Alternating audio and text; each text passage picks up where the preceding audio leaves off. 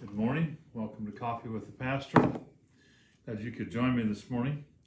We're looking through the book of Acts. We're just kind of going through the history of the early church. A lot of it is with Paul. We've studied Paul's first three missionary journeys, and then he decides to go back to Jerusalem. He meets with the brothers. They suggest that some of the Jewish Christians are upset about things they've heard about him teaching against the temple and all, suggested that he go and help some young men that have taken a vow. They go and do the mikveh every day to pull a shalom, and then they walk up to the temple. And one day at the temple, some Jews from Asia Minor see him and start creating a commotion. They try to kill him, and he's rescued by the Roman soldiers and the commander there. They put him before the Sanhedrin. There's a plot to have him assassinated. So they pull him out of Jerusalem. They put him into Caesarea, which is where the Roman governor stays. That's where Pilate would have stayed. They've got another one now. But we pick it up in chapter 24 after he's gotten into Caesarea.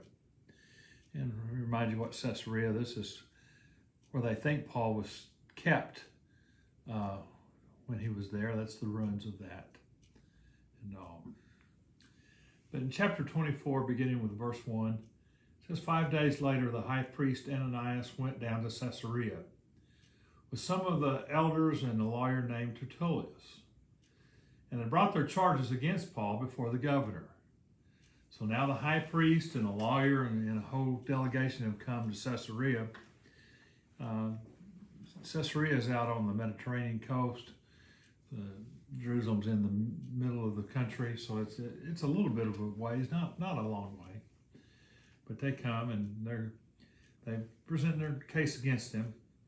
And when Paul was called in, Tertullus presented his case before Felix. We have enjoyed a long period of peace under you, and your foresight has brought about reforms in this nation, everywhere and in every way, most excellent Felix.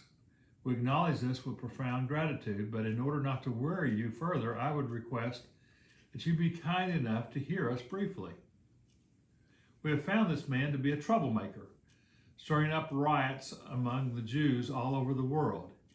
He is a ringleader of the Nazarene sect and even tried to desecrate the temple, so we seized him.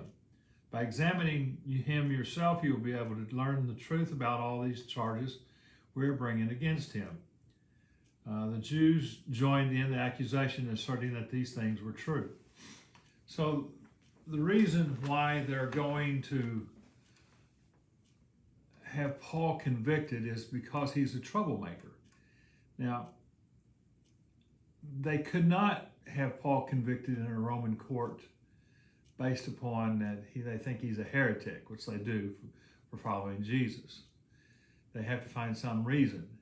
And so they're going to call him a troublemaker, a rioter. And that's one thing that the Roman governors and all of them, when they were put in charge of a foreign state, an occupying force, if you would, they had to keep order. And if they didn't keep order, they didn't keep their jobs.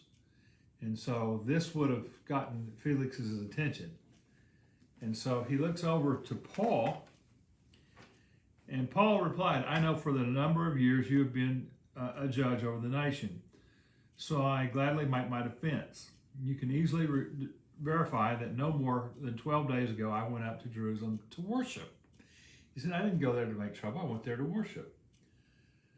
My arguments do not find me arguing with anyone at the temple. He said, I wasn't arguing with anybody at the temple.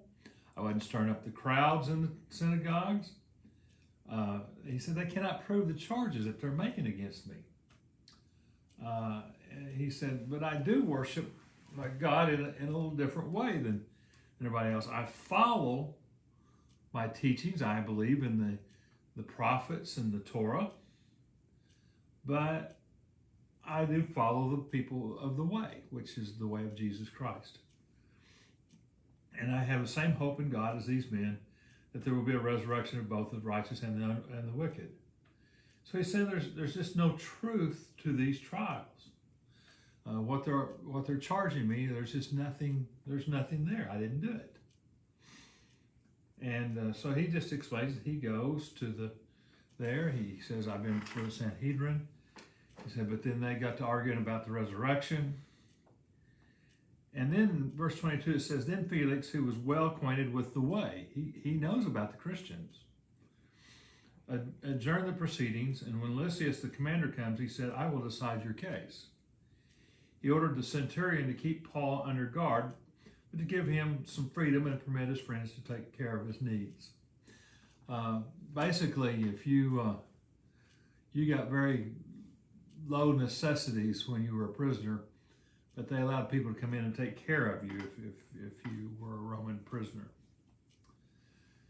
And so we'll pick up the story tomorrow about Paul and his trial. He's going to have a couple more times where he's going to talk with Felix and he's going to talk with King Agrippa is going to come.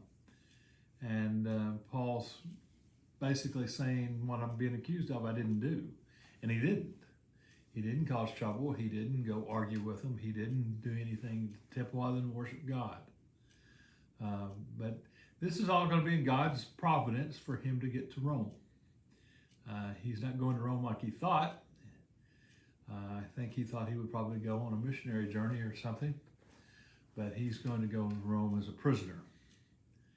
And so we'll pick up the story again tomorrow. And I hope you have a great day.